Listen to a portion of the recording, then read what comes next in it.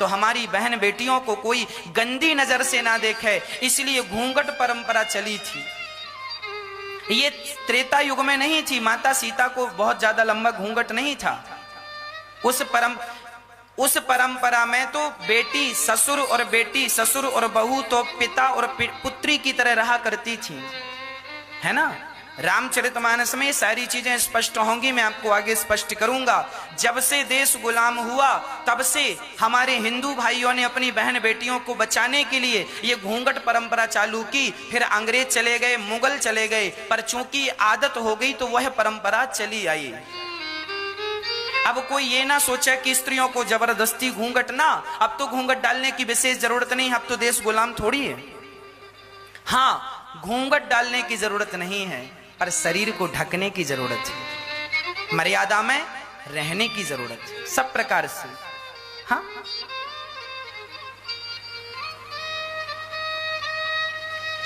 तो माता सीता जब रंग भूमि जब सिय पगुधारी, देखी रूप मोहे नर नारी। सब कोई बड़े प्रेम से राम जी सीता जी सखियों के सहित गईं, और वहां एक झरोखा था, वहां जाकर माता सीता सिंहासन पर बैठ गईं। सखियां खड़ी हैं और बड़े प्रेम से अब वहां पर लोग आए, इकट्ठे हुए और विरदावली गाई, सुनाई, वहां का आदेश सुनाया। सुनो सुनो सुनो, यह पिनाक धनुष शंकर जी का धनुष है। जो राजा इस धनुष पर डोरी चढ़ाएगा उसी राजा से सीता विवाह करेंगी। अब ये बातें हो गई। अब बड़े बड़े राजा आने लगे, जो सबसे फर्स्ट में बैठे थे उनने कहा पहले मैं जाऊंगा। अब धनुष रखा है, अब जनक जी देख रहे हैं कोई डोरी चढ़ाए, हम सिया जी को भेजें और वो माला पहनाए। अब सिया जी बस टुकुर टुकुर राम जी की तरफ देख रही हैं, और राम जी भी ऐसे ऐसे सिर करके धीरे से सीता जी की तरफ देख लेते हैं। और मानो सीता जी ये इशारे से कह रही हैं पहले इनको मत उठने दो, आप ही उठ जाओ, आप ही जाओ और धनुष तोड़ो। राम जी कह रहे हैं मन से चिंता ना करो, यदि हम धनुष तोड़ लेंगे ना तो बड़ा विरोध हो जाएगा। क्या विरोध हो जाएगा? बोले ये लोग कहेंगे हमें अवसर नहीं मिला, तो पहले इन्हें अवसर देना अति आवश्यक है। तो राम जी चुपचाप बैठे हैं और बड़े बड़े राजा, है ना, रावण भी वहां पर आया था,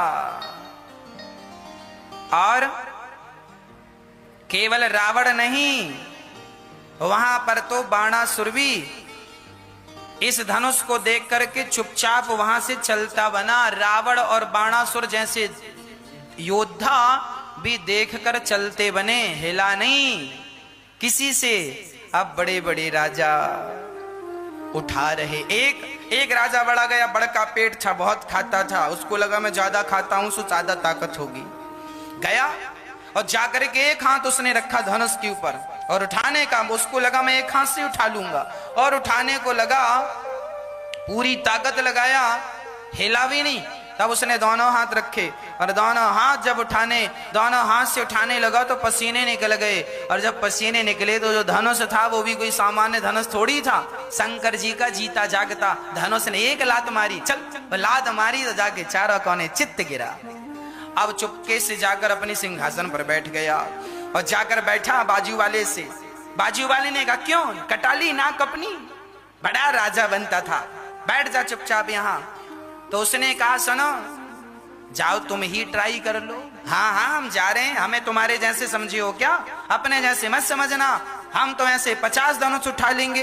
अब दूसरा राजा गया, बड़ी तेजी से राजा गया, और उसने बड़ी जोर से धनुष में दोनों हाथ जमाए, और जो उठाने लगा धनुष भगवान ने फिर लात जमाया, वो भी चारों कोने चित्त। सारे राजा आते गए, चित्त होके चलते गए। अंत में क्या हुआ? भूप सहस 10 एक ही वारा, लगे उठावन टरहि नटारा। है ना? भूप सहस 10 एक ही वारा, लगे उठावन टरहि नटारा।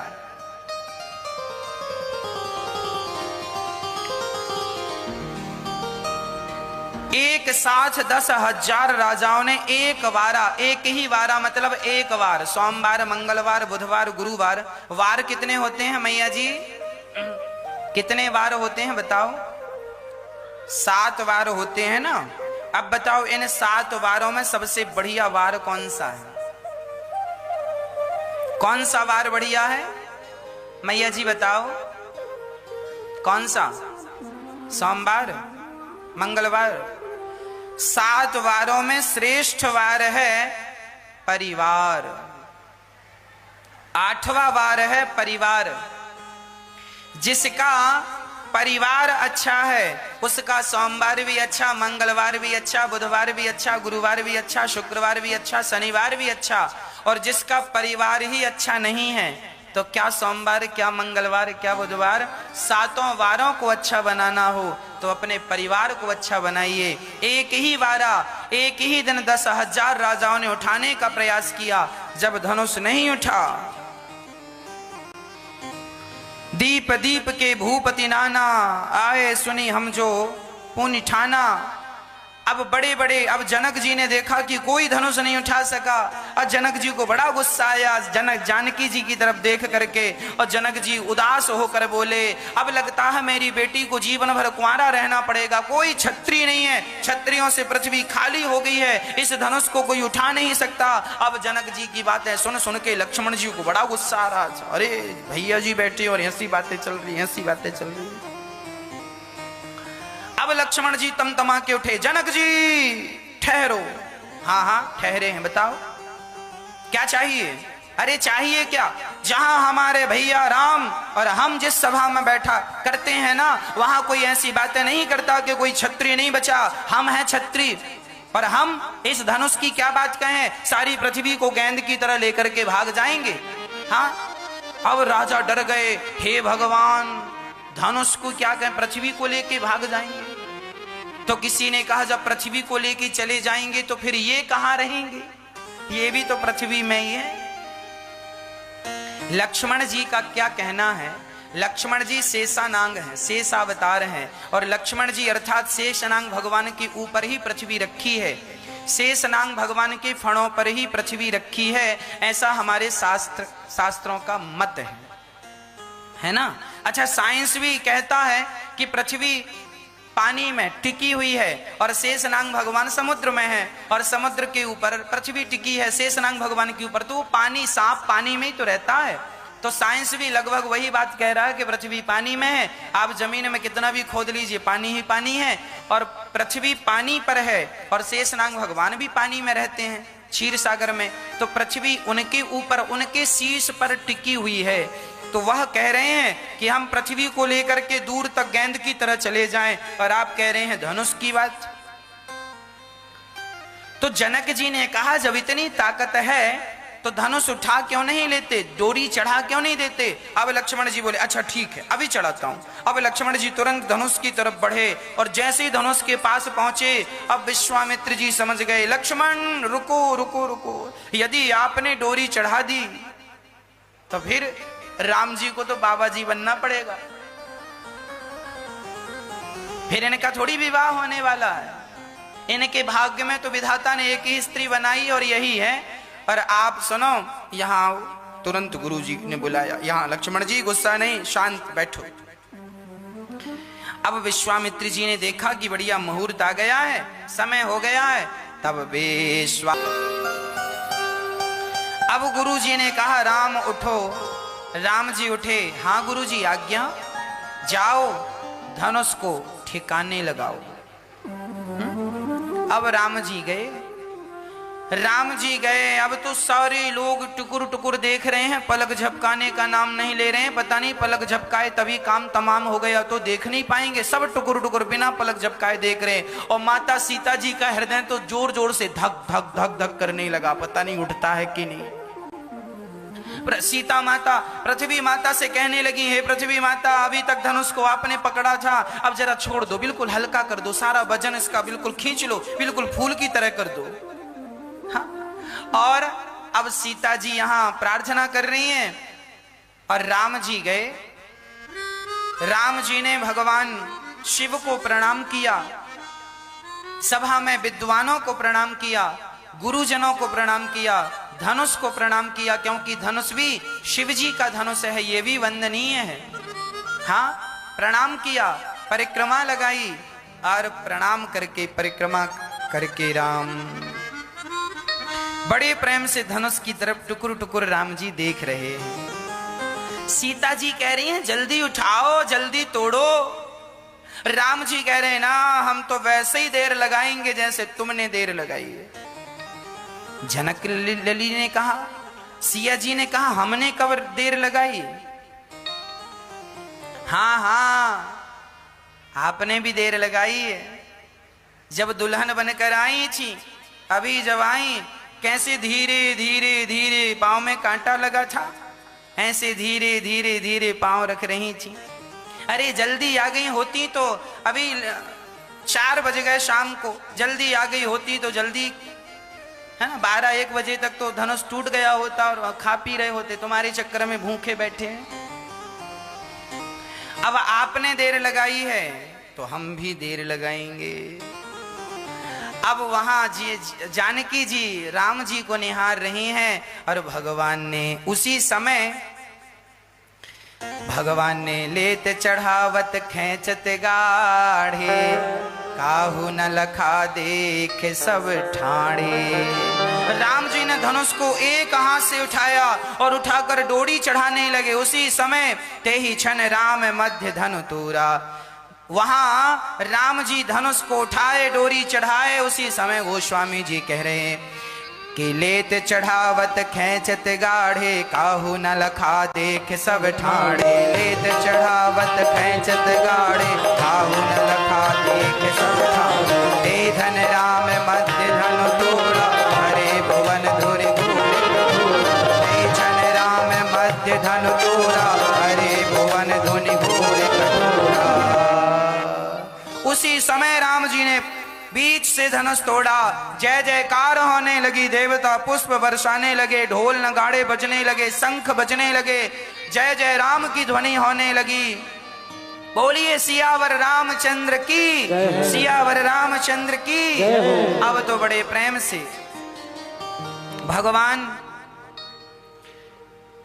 राम जी धनुष तोड़कर जैसे धनुष को नीचे रखा, सारे वो लोग खड़े हो गए, राजा लोग। अरे इन्होंने धनुष तोड़ दिया पर हम विवाह नहीं होने देंगे।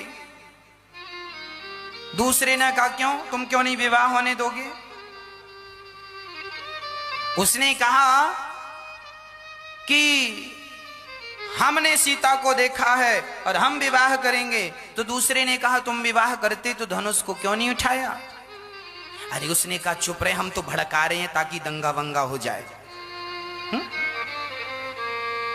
अब दूसरा जवाब देता। अब वो जोर जोर से कहने लगे चलो उठाओ अपनी अपनी तलवारें, युद्ध करना पड़ेगा।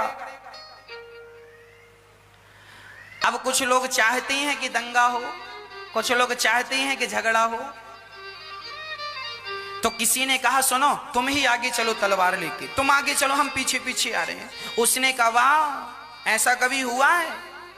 झगड़ा कराने वाले हमेशा पीछे रहा है, आगे तुम जाओ हम पीछे रहेंगे। झगड़ा कराने वाले हमेशा पीछे रहते हैं। उस चक्कर में कोई गया नहीं। सीता जी माला लेकर के आई और माला लेकर आई। राम जी खड़े हैं। राम जी का कद जरा ऊंचा है, सिया जी का कद जरा छोटा है, सीता जी छोटी सी है। उस जमाने में ऊंची हील वाली चप्पल चलती नहीं थी कि पहन के खड़ी हो जाएं और बड़ी दिखने लग जाएं। सीता जी जनक लली छोटी सी थी, राम जी जरा लंबे थे। अब राम जी को माला कैसे पहनाए? तो जरा सिया जी ने राम जी से कहा सरकार जरा सिर नीचे करो, हमारा हाथ वहां तक आ नहीं रहा है, माला फिर पूरा पहना नहीं सकते। आजकल आप लोगों ने देखा होगा शादी विवाह में बड़ी नौटंकी होती है। कहीं माला पहनाने के समय कोई लड़का को उठा लेता है तो कोई लड़की को उठा लेता है और माला ही टूट जाता है जिस माला को पहना रहे हैं। शादी के पहले ही माले वाले टूट गए, आगे चल के राम जाने क्या होगा इन लोगों का। हाँ? कैसी कैसी शादियां लोग करते हैं और कैसा कैसा। इसीलिए कहते हैं हर जगह हर, देखिए मजाक भी अच्छी बात है पर हर जगह मजाक अच्छी नहीं लगती। अब कोई मरा पड़ा और वहां कोई मजाक करने लग जाए। हद तो तब हो गई जब एक आदमी ने मरे हुए बाप के संग अर्थी ले जा रहा था और सेल्फी ले रहा था। हद तो तब हो गई, बाप को रखा कंधे पे, ले जा रहा अर्थी बाप की, और सेल्फी का इतना क्रेज कि मरे बाप के संग ही सेल्फी ले ली उसने। हाँ? तो हर जगह आपका ये जो ज्ञान है ना, जो उल्टी जगह चलता, ये हर जगह कामयाब नहीं है। कहां मजाक होनी चाहिए, कहां मजाक नहीं होनी चाहिए, कहां कौन सी बात होनी चाहिए, कहां कौन। इसीलिए कहते हैं कि शिक्षा तो हो पर शिक्षा के साथ दीक्षा हो। आपको शिक्षा तो है पर दीक्षा ना होने के कारण, गुरु परंपरा से ना जुड़ने के कारण आपका जीवन अभी रिक्त है, अर्थात खाली, बहुत चीजों से खाली है। अब शादी विवाह में लड़की को उठा लेना, दुल्हन को, अब लड़की माला पहनाने के समय कभी यहां हो जाती है, कभी यहां हो जाती है ना। माला नहीं, अरे जब माला ही नहीं पहनना था तो शादी काहे कर रही हो। हाँ, ये शोभनीय नहीं है, ये अशोभनीय है। शादी विवाह जानते हो, मर्यादा जानते हो। हमारे हिंदू धर्म में, सनातन संस्कृति में ये लिखा हुआ है कि लड़की का जब विवाह होता है तो वह लक्ष्मी स्वरूप होती है, और लड़के का जब विवाह होता है तो वह नारायण का स्वरूप होता है। दुनिया में कोई भी लड़की मंडप के नीचे बैठी हो, किसी भी जात की हो, मंडप के नीचे हिंदू परंपरा से उसका विवाह हो रहा है, तो मंडप के नीचे बैठी लड़की और लड़का दोनों ही लक्ष्मी और नारायण हैं।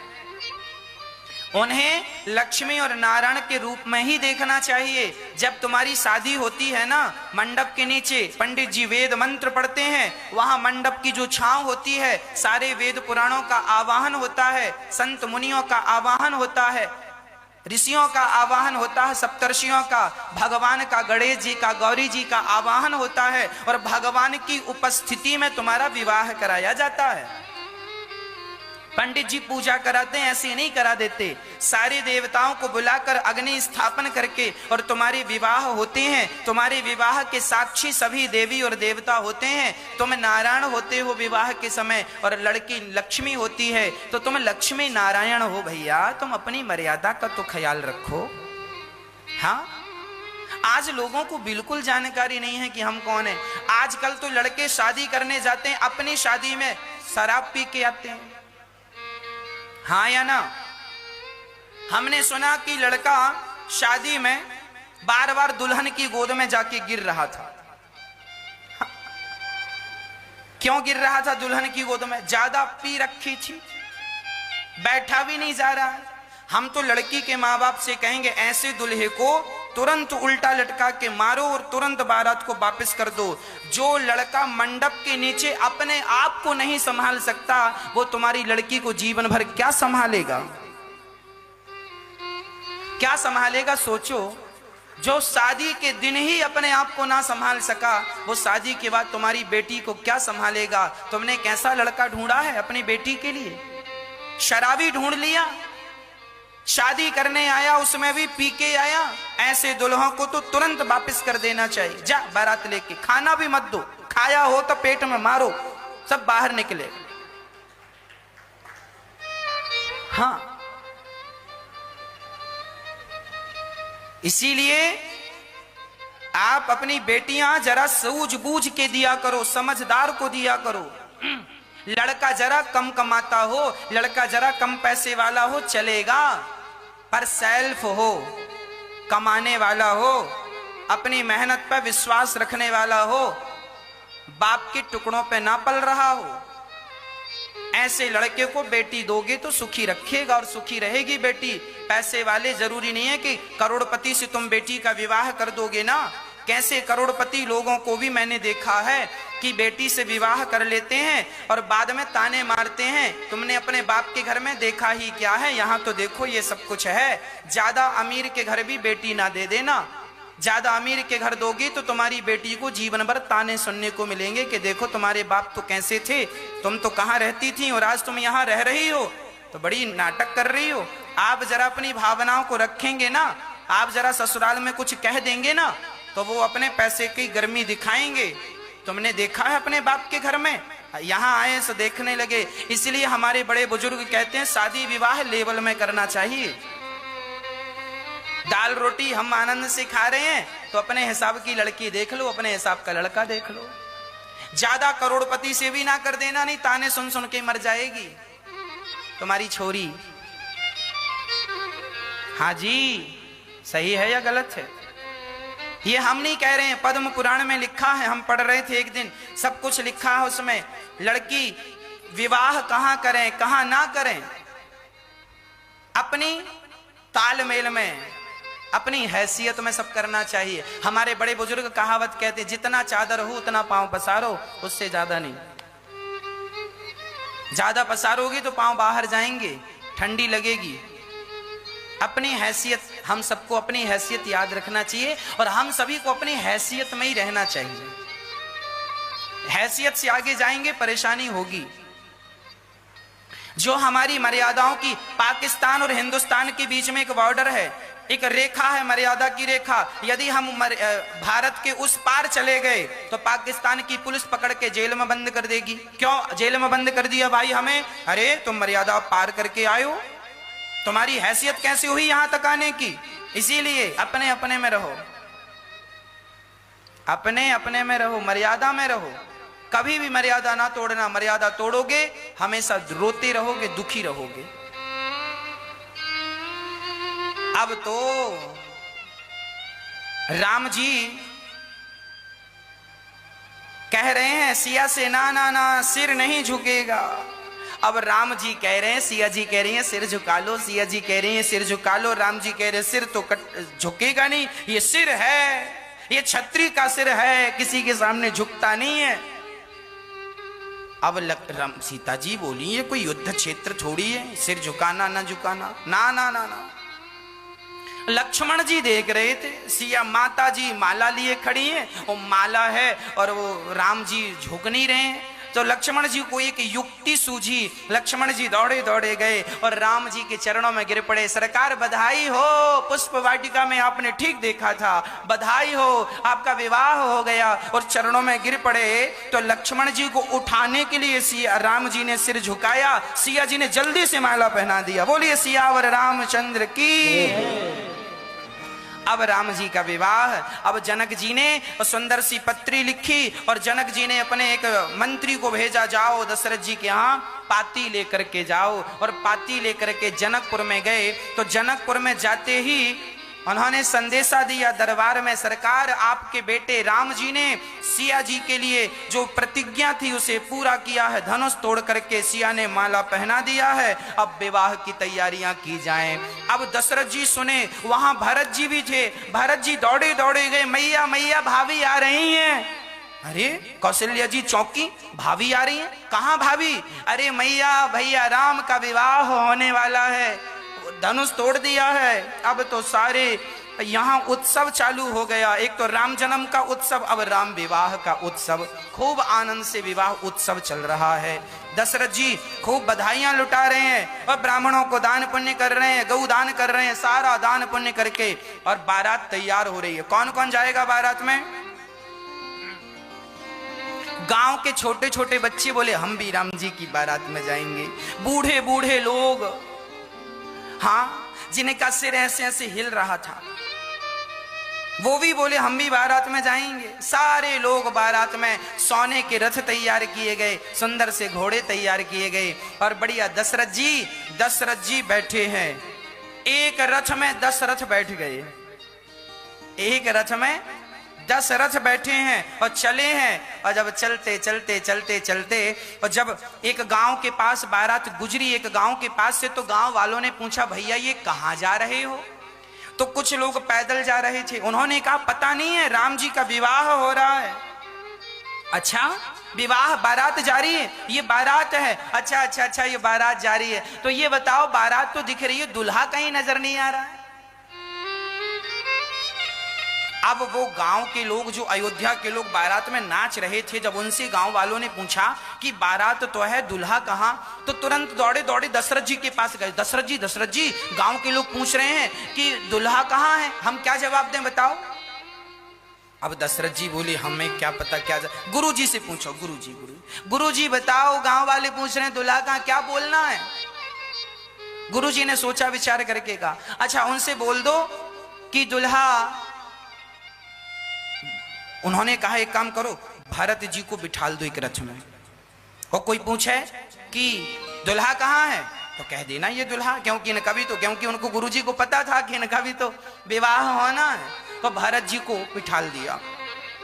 अब वो लोग भागे भागे गए और दूसरे गांव में तब तक बारात चली गई। दूसरे गांव के लोग बोले कहां से आ रहे हो, तो अब ये लोग ये कुछ नहीं बता रहे हैं कि कहां से आ रहे हैं। हाँ सुनो, दुल्हा देखना, दुल्हा। अब ये बस यही कह रहे हैं, दुल्हा देखोगे दुल्हा। नहीं हमें दुल्हा नहीं देखना, ये बताओ बारात कहां से आ रही है। हाँ दशरथ जी के यहाँ अयोध्या से आ रही है, दुल्हा देखना दुल्हा। ये बेचारे पक गए थे सुन के कि दुल्हा कहां। अब बेचारे बहुत देर बाद दुल्हा कहां मिला, तो सबसे यही कह रहे हैं दुल्हा देखना दुल्हा। हाँ दुल्हा दिखाओ कहां है। ये देखो, ये जो है ना, ये घुंघराले बालों वाले सांवले, ये दुल्हा। अच्छा बहुत सुंदर दुल्हा है, बारात बहुत सुंदर है और बढ़िया दुल्हा है। तो अब जरा ये बताओ कि दुल्हा भी अच्छा है, बारात भी अच्छी है, ये बताओ शादी की तारीख क्या है। अब फिर चुप। अब फिर पैदल वाले दौड़े दौड़े गए, दशरथ जी फिर गड़बड़ हो गई, क्या हुआ। अरे बोले ये बारात जा रही है, दुल्हा भी है, पर शादी की तारीख क्या है। अब दशरथ जी बोले गुरु जी आप बताओ तारीख क्या है। एक पहली बारात ऐसी देखी कि जिस बारात में ना दुल्हा था ना शादी की तारीख पक्की थी, बस बारात जा रही थी, खाली बारात, चली बारात। तो चलते चलते बारात जनकपुर पहुंच गई। तो जनकपुर के लोगों ने पूछा क्यों, कहां से आए हो। बोले हम अयोध्या से आए हैं, दुल्हा कहां है। ये बैठे हैं दुल्हा। तो जनकपुर वालों ने कहा क्यों, सबसे तो तुमने झूठ बोला, हमसे झूठ बोलोगे। तुम्हारे दुल्हा पहले से डटे हैं यहां, महीने भर से डटे हैं यहां। हाँ अच्छा चलो ये बता दो कि शादी की तारीख क्या है। अब फिर अयोध्या वाली चुप हो गई, कोई जवाब नहीं। तो सखियां कहने लगी हाँ ये अयोध्या वाले हैं, बिना तारीख पक्की भाई बारात लेके आ गए। तो दूसरी सखी बोली तुम्हें पता है ये बारात लेके क्यों आ गए। हाँ हमें सब पता है। तो जरा बताओ ये बारात लेके क्यों आए। अरे बोले बारात लेके इसलिए आ गए क्योंकि ये तो बेचारे सत्तू घोल घोल के पीते थे, सत्तू खाते थे, और सोचा कि जनकपुर में खूब पकवान मिलेंगे तो खाने आए। वहां तो सत्तू घोल घोल पीते थे, यहां शादी की तारीख पहले खाएंगे 56 भोग, तारीख पक्की होती रही। हाँ तो अब जनकपुर की सखियां और अयोध्या के लोगों में ऐसी बातें प्यार भरी, शादी विवाह में कहते हैं ना गारी प्रोग्राम है, एक दूसरे को प्यार भरी मीठी मीठी गालियां दे रही हैं सखियां। और जब बारात चली, दशरथ जी से राम जी आकर भेंट किए, चरणों में गिर पड़े, गुरु वशिष्ठ जी से भेंट हुई, अपने मित्रों से भेंट हुई। और जब अभी तक तो जनक जी ने दो को देखा था, दो मतलब राम और लक्ष्मण को, जब दो को और देखा तो जनक जी दंग रह गए, हे भगवान सारे हीरे मोती दशरथ जी के पास पहुंचे। तो दशरथ जी से जनक जी ने कहा सुनो सरकार आपके भी 4 छोरा हैं और हमारी भी 4 छोरियां हैं। जनक जी की 4 बेटियां थी, बड़ी तो जनक नंदिनी थी, काका ताऊ में सबके मिला के टोटल 4 थी। तो ये चारों का विवाह कर दें। अब चारों दुल्हा बन गए। गुरु जी ने तिथि देखी, अगहन का महीना, शुक्ल पक्ष की पंचमी तिथि, बड़े प्रेम से विवाह की तैयारियां हैं। और जब बारात निकल कर आई तो 4 दुल्हा और चारों के सिर पर पगड़ी और मोर, और जब चारों चले तो चारों सुंदर थे, पर जो एक थे वह एक तो बड़े सुंदर थे। राम जी का सुंदर सा विवाह संपन्न कराया गया। महीनों तक बारात रुकी, द्वार चार हुआ, मंडप की व्यवस्था हुई, मंडप गाड़ा गया और बड़े विधि विधान से बेटी का अर्थात जनक नंदिनी अर्थात माता सीता का राम जी के संग विवाह संपन्न हुआ। दूसरा मंडप जहां भरत जी मांडवी से विवाह कर रहे थे, तीसरा मंडप जहां लक्ष्मण जी उर्मिला से विवाह कर रहे थे और चौथा मंडप जहां शत्रुघ्न जी श्रुत कीर्ति से विवाह कर रहे थे। ये चारों दुल्हन और चारों दुल्हा, इनके सामने करोड़ों स्वर्ग की सुंदरता और करोड़ों स्वर्ग का धन वैभव भी आज इस सुंदर से विवाहोत्सव के सामने सब फीका नजर आ रहा है। आज पृथ्वी इतनी सुंदर सजी है मानो दुल्हन की तरह। बड़े प्रेम से राम जी का विवाह संपन्न हुआ। जनक जी ने इतना धन धान्य दिया है, इतना धन धान्य दहेज इतना दिया है कि दशरथ जी ले जा ना सके। जितनी गाड़ियां रथ आई वो अलग, और अपने से जनक जी ने हजारों रथों में सोना भर भर के, चांदी भर भर के, हीरे मोती भर भर के, हाथी घोड़ा दास दासियां सोने के तो हजारों रथ दिए। पर धन्य है दशरथ जी, जितना पाया एक भी लेकर नहीं गए। सारा ब्राह्मणों को बुलाकर, गरीबों को बुलाकर दहेज में जो मिला सब वहीं के वहीं बांट दिया। दान मिला, सदुपयोग तुरंत दशरथ जी ने कर दिया। सब हाथों हाथ दे दिया। हम तो देखिए जनक जी, अच्छा दशरथ जी क्यों नहीं ले जा रहे थे? दहेज के लिए तो आज लोग लड़ जाते हैं, मर जाते हैं, और दशरथ जी तो लेकर नहीं जा रहे हैं। दशरथ जी ऐसे पिता हैं जो अपने पुत्र के टैलेंट पर विश्वास रखते हैं। उनको पता है कि मेरा बेटा राम जहां होगा वहां ये धन वैभव की कोई कमी नहीं होगी, इसलिए दूसरों का ले जाके क्या करेंगे, अपनी मेहनत से तो राम खुद बना लेगा। जिन पिताओं को अपने बच्चों पे भरोसा है ना, वो दहेज की भीख तो कभी लेते ही नहीं। और जिन पिताओं को अपने पुत्रों पर विश्वास नहीं है, पिताओं को लगता है पता नहीं हमारा बेटा पूरी जिंदगी में इतना कमा पाए ना कमा पाए, इसीलिए ले लो लड़की के बाप से जितना ले सको, क्योंकि खुद की औलाद पर तो विश्वास है नहीं, तो ले लो, दहेज मांग लो। और आज दहेज मांगने वाले भिखमंगों की भी कमी नहीं है। बड़ी मात्रा में ये लोग पाए जाते हैं भारत में, बड़ी मात्रा में। हमें कभी भी दहेज नहीं लेना चाहिए, योग्य लड़की लाना चाहिए, पर उसके साथ उनके पिता जो मर्जी से दे दें, हाँ हाँ ले आओ, परंतु मांगना नहीं चाहिए, डिमांड नहीं करनी चाहिए। हमें दहेज में गाड़ी चाहिए, हमें दहेज में ये चाहिए, वो ये सब डिमांड ना करो। अरे तुम्हें गाड़ी चाहिए ना तो अपनी मेहनत करके कमा लो, अपनी गाड़ी में बैठो। क्या ससुर जी की गाड़ी में घूम रहे हो, ससुर जी के ड्राइवर बने घूम रहे हो? गाड़ी ससुर जी की, तुम तो केवल ड्राइवर हो। हाँ, स्माइल कर, हाँ देखो गाड़ी हमारी। एक आदमी का विवाह हुआ, अपने दोस्तों के पास गया, देखो साहब गाड़ी हमारी। दोस्तों ने कह दिया तुम्हारी है कि ससुर जी की? तुम तो ससुर के ड्राइवर हो। हाँ, अब तो टैक्सी वाले बन गए हो। ये तुम्हारी थोड़ी है, तुम्हारे बाप की है गाड़ी। हाँ, दहेज में मिली सो मेरी है, मेरी है। तुम्हें शर्म भी नहीं आती? अरे अपनी मेहनत से कमाओ गाड़ी, उसमें बैठो, उसमें बैठने का मजा अलग है। क्या भिखमंगों की तरह मांग के ले, भैया गाड़ी दे दो। हमारे बाप ने तो हमें दिलाई नहीं है, हमारी तो हैसियत नहीं है गाड़ी खरीदने की, ससुर जी आप ही दे दो। भिखारी जो मंदिर के बाहर बैठे हैं ना, वो भी ऐसे नहीं है जैसे ये हैं भिखारी लोग। अरे इतना स्तर नीचे नहीं गिराना चाहिए। आप अपने बच्चों को इतना पढ़ाओ, इतना योग्य बनाओ कि उन्हें किसी के सामने हाथ फैलाने की जरूरत ना हो। अरे तुम पढ़ लिख कर भी तुम भिखमंगे ही बने तो आग लगा दो अपनी डिग्रियों में। क्या फायदा तुम्हारी इन डिग्रियों का? इतना पढ़ लिख के तुम बने भी तो क्या बने, भिखमंगे बने। इसीलिए हमारे शास्त्र कहते हैं भिखमंगा ना बनना।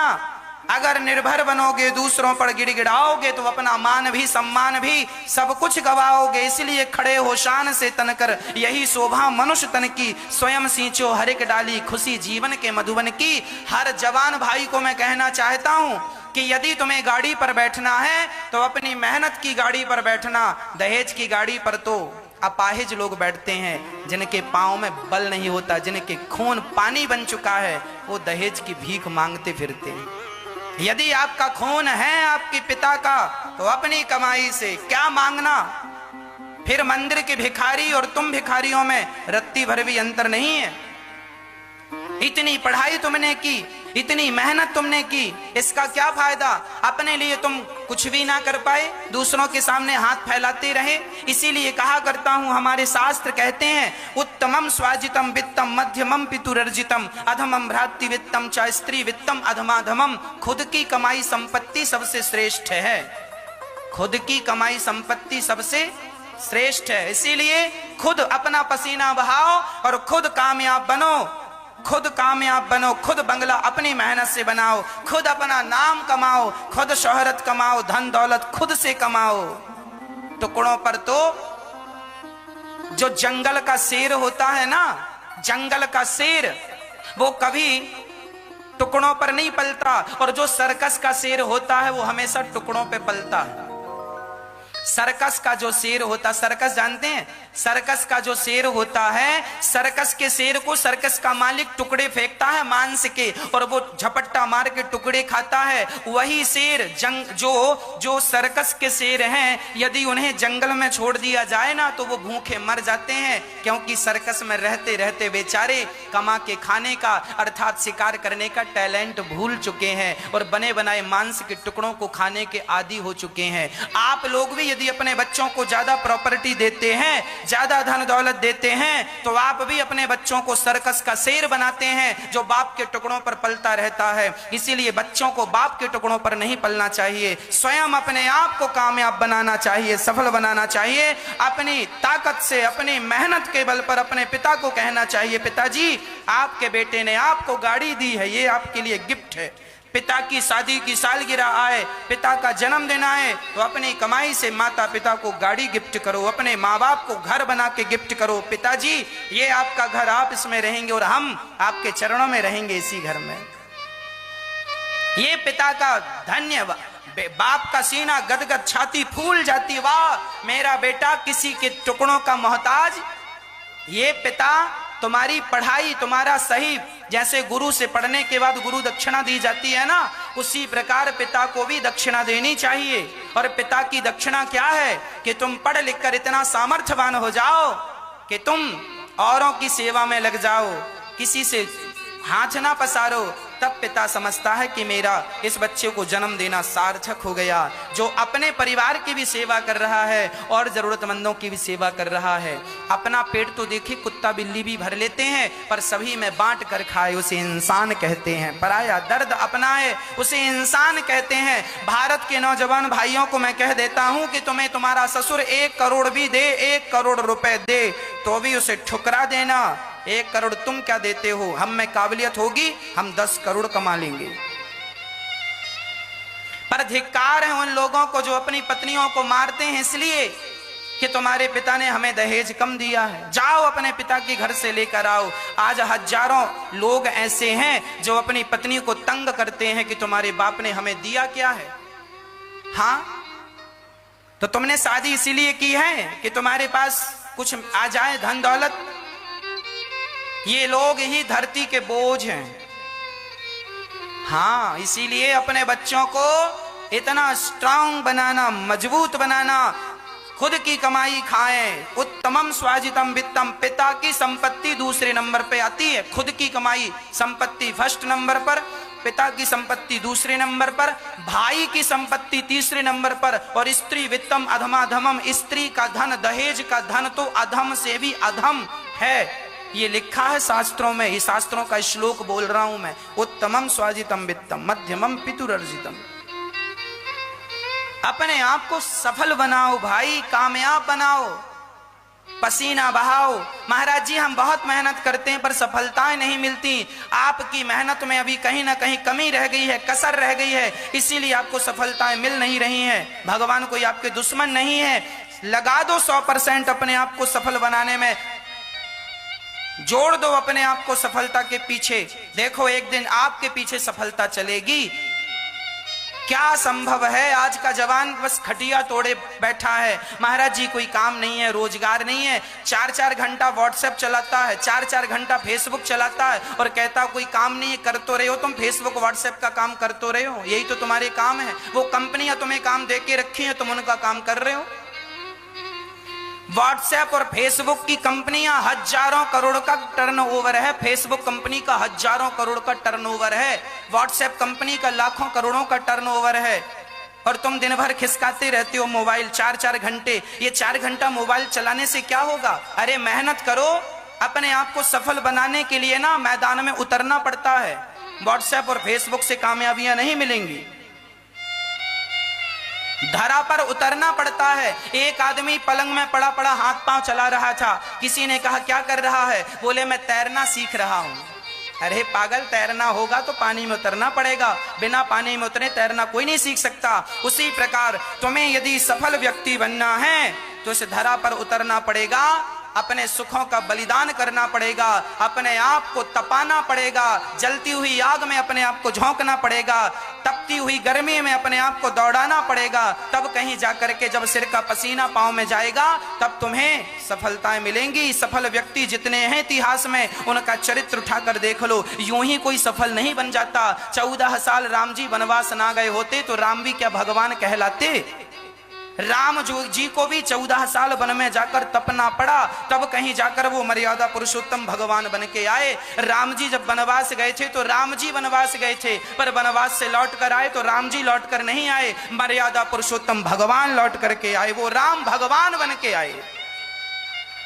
क्यों? क्योंकि तपस्या 14 साल तक तपस्या की, और 14 साल में भागकर पिता के पास आ जाते। रावण ने सीता मां को चुराया, लक्ष्मण को शक्ति लग गई, दुश्मन की सेना बलवान थी, राम की सेना में बंदर भालू थे और रावण की सेना मायावी थी।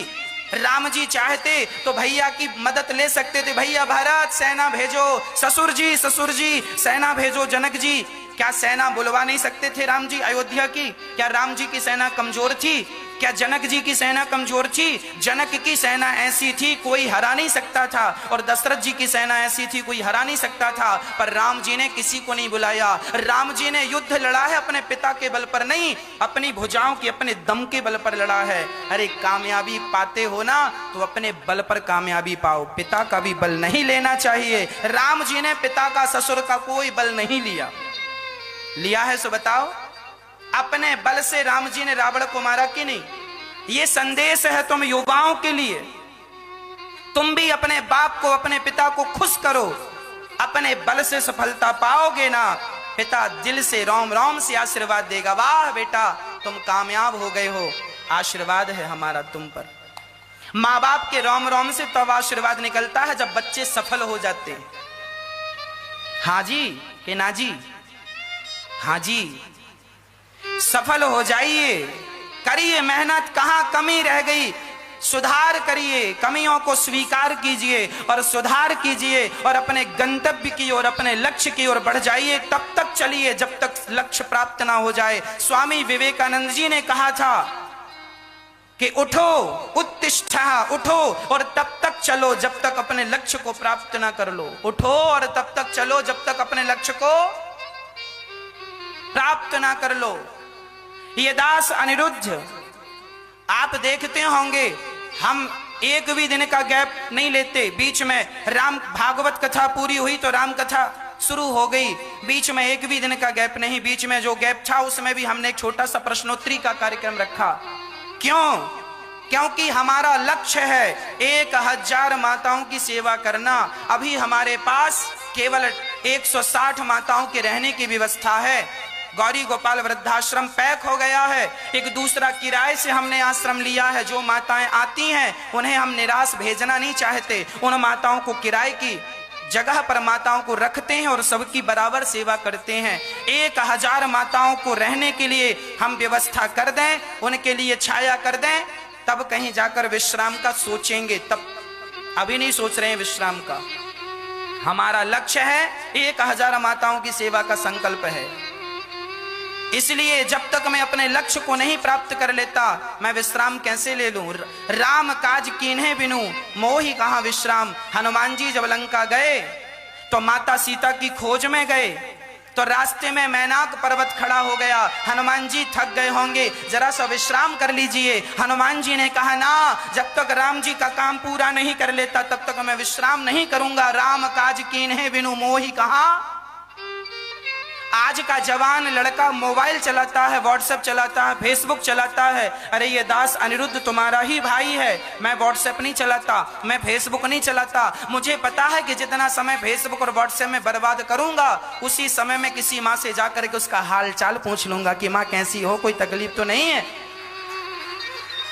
समय का दुरुपयोग करने वाला व्यक्ति हमेशा रोता है। इसीलिए प्रार्थना करता हूं नौजवान भाइयों से, आप लोग अभी देश का भविष्य हैं, आप ही भारत देश हैं। इसीलिए अपने आप को इतना तपा डालो, इतना तपा डालो कि किसी भी स्थिति से गुजरना पड़े, हंसते हंसते उस स्थिति से गुजर जाएं और कामयाब बनके चमकते हुए हीरे की तरह लौटकर घर आए।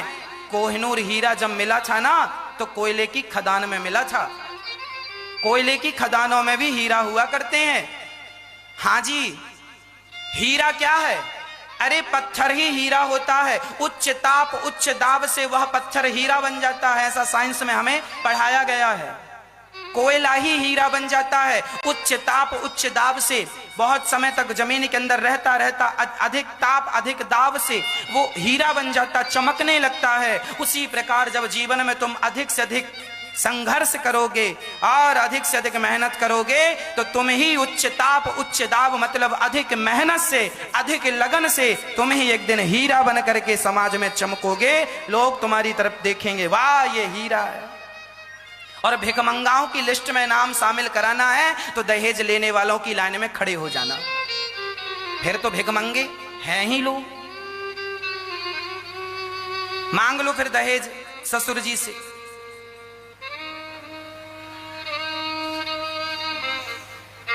भगवान श्री राम, अच्छा जनक जी ने दशरथ जी को प्रणाम किया, तो दशरथ जी ने जनक जी को प्रणाम किया, दंडवत किया। जनक जी ने कहा आप हमें प्रणाम कर रहे हैं? आप तो लड़के के पिता हैं और लड़की का पिता तो हमेशा लड़के के पिता को प्रणाम करता है। तब दशरथ जी ने कहा आप तो लड़की के पिता नहीं, आप तो दानी हैं। आपसे हमने कन्यादान लिया है और हमेशा देने वाला बड़ा होता है। बताओ आज तक लेने वाला बड़ा हुआ? देने वाला बड़ा होता है, लेने वाला नहीं। जबकि लड़की का पिता कन्यादान देने वाला है और लड़के का पिता लेने वाला है। अब आप ही बताओ कौन बड़ा है, लेने वाला कि देने वाला? तो जनक जी श्रेष्ठ हैं, इसीलिए दशरथ जी उन्हें प्रणाम कर रहे हैं। वो उन्हें एक दूसरे को प्रणाम किया। जीवन में यही शिष्टाचार है। शिष्टाचार यही कहता है। हमारे अयोध्या में वृंदावन में जब संत मिलते हैं ना, तो हम संतों को जब प्रणाम करते हैं तो हम उन्हें प्रणाम करते हैं और वो उन्हें प्रणाम करते हैं। संत कभी आप संतों को प्रणाम करेंगे ना, तो संत भी पलट के आपको प्रणाम करेगा, इस भाव से कि आप उन्हें भगवान के रूप में देख रहे हैं, तो वो भी तो आपको भगवान के रूप में देख रहे हैं। जब एक साधु दूसरे साधु से मिलता है ना, तो ये साधु उन्हें प्रणाम करता है तो वो साधु भी उन्हें प्रणाम करते हैं। ये परंपरा है। यही परंपरा हमें निभानी चाहिए गृहस्थों को। पर ये गृहस्थी आदमी ना बड़ा अहंकारी हो जाता है, थोड़ा सा सम्मान और धन पा करके। लड़के का पिता सोचता है मैं बड़ा हूं, तुम तो लेने वाले हो साहब, तुम कैसे बड़े हो? देने वाला बड़ा होता। अच्छा, अपने हिसाब से मर्यादाएं लोग चेंज कर लेते हैं, अपने हिसाब से लोग सब बदल लेते हैं, मन माना है। इसीलिए चाहिए कि लड़की का पिता जब तुम्हें प्रणाम करे तो लड़के के पिता का फर्ज है कि अपने होने वाले समधी जी को आप प्रणाम ना करने दें, बल्कि उसको उठाकर अपने हृदय से लगा लें। यही तुम्हारा शिष्टाचार है। जब लड़की का पिता तुम्हें प्रणाम करने आए तो उसके हाथ पकड़ के उठाओ और अपने छाती से लगा लो। ना वो तुम्हें प्रणाम करे ना तुम उन्हें प्रणाम करो, एक दूसरे के गले मिल करके रहो। यही परंपरा रही है भारत की। पर अब लोग परंपराएं भूल गए।